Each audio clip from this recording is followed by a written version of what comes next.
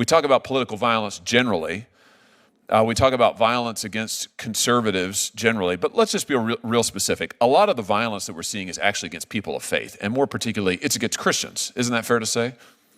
That's certainly fair to say, Senator. I mean, Charlie Kirk, what he said just a month before his death, and I heard it, he said it to me. I mean, Charlie was a friend. I knew him for almost a decade before his assassination. What he said was the legacy he wanted to leave was a legacy of faith. What he wanted to be known for was his faith in Jesus Christ. And I thought he was just incredibly bold about saying that publicly all the time. You know, when he could be talking about politics, and sure, he talked a lot of politics, of course, but what he really talked about was his faith.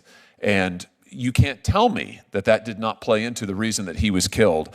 Let's look at some numbers, though. Here's the Center for Religious Liberty. These are some recent stats. The most recent stats that we have for the year 2024, 415 separately reported instances of acts of violence against churches in the United States. We're talking now about arson, bomb threats, firearm incidents, and shootings, as well as vandalism more broadly. The Biden administration prosecuted about 0 of these particular threats in their time in office. What do you think it says that we're seeing this massive uptick in violence against people of faith, against Christians? I mean, what's the reason for this, do you think? Cardinal Manning wisely observed that all human conflict ultimately is theological. A lot of our big policy debates in recent years have really been anthropological and religious in nature. What is a man? What is a woman? These kinds of questions. And there is no doubt, Senator, that the attacks, widespread and increasing, on churches has been underreported and ignored in some cases entirely. You know, there's been a lot of dispute over where the violence lies, on the left or on the right. And we've observed, now it seems, I think, indisputable that it's mostly on the left. But in earlier years, it has been observed that a lot of incidents just don't appear on the registers.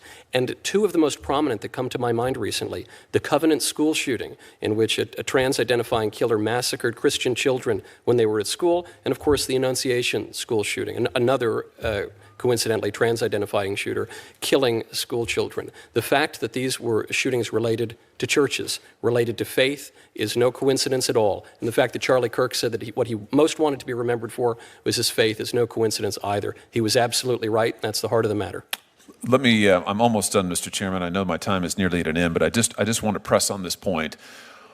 What message do you think it sends, Mr. Knowles, when our own government implicitly encourages this kind of anti-Christian animus? And I'm thinking in particular of the infamous FBI memo in which the Biden DOJ and FBI attempted to recruit informants into Catholic parishes, in particular traditional Latin Mass Catholic parishes. This is our government now effectively telling the world, you know, we think these believers are kind of crazy. I mean, we think they need to be spied on. These people need to be watched. You know, we need informants in the choir. We need them in the pews. We need them at Mass on every Sunday.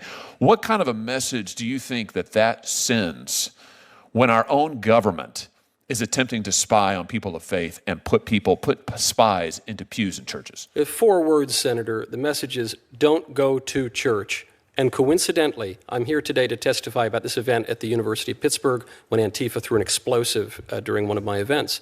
The FBI reached out to me afterward. They asked if I would speak, and I said no, because the story had just come out that the FBI had been infiltrating Catholic parishes under the Biden administration. We know that the DOJ had been prosecuting nuns, had been going after pro-lifers, had been going after Christians broadly, and I couldn't take that risk.